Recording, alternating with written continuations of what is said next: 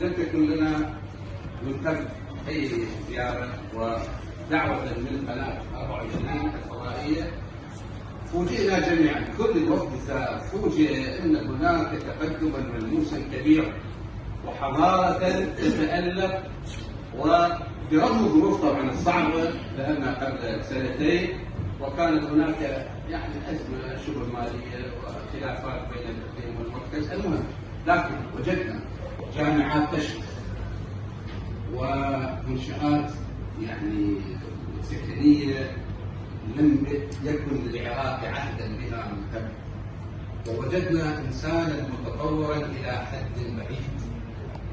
كما أننا وفي كل ركن من أركان المواقع التي زرناها تجد العربي وتجد التركماني وتجد كل مكونات الشعب العراقي. طبعا هذا لا يمكن أن يكون من دون أن يكون هناك ثقافة مجتمعية، يعني ثقافة بنيوية.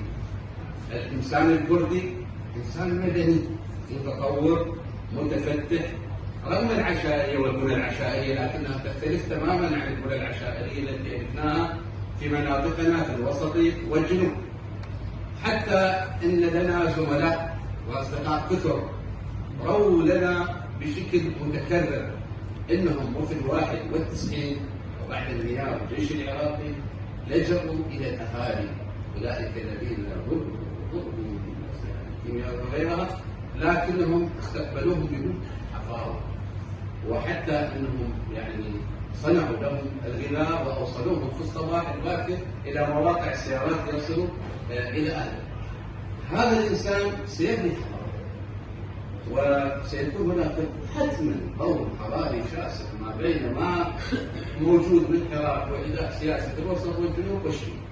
ونحن نتمنى لإخوتنا الكرد وهم المساهمون الفعالون عبر التاريخ في كل ما حدث في الشرق، رغم أنهم ظلموا في سنة بيكو بعد الحرب العالمية الأولى، ولكنهم في العراق وجدوا فرصتهم التاريخية، واعتقد أنهم سيغتنموها فيما لو عالجوا بعض الهنات بعض الثغرات كما هو أكثر مع بعضهم البعض، سيربحوا الفرصة التاريخية وسيكونون يعني أمة قبل كل العراق. وشكرا لك.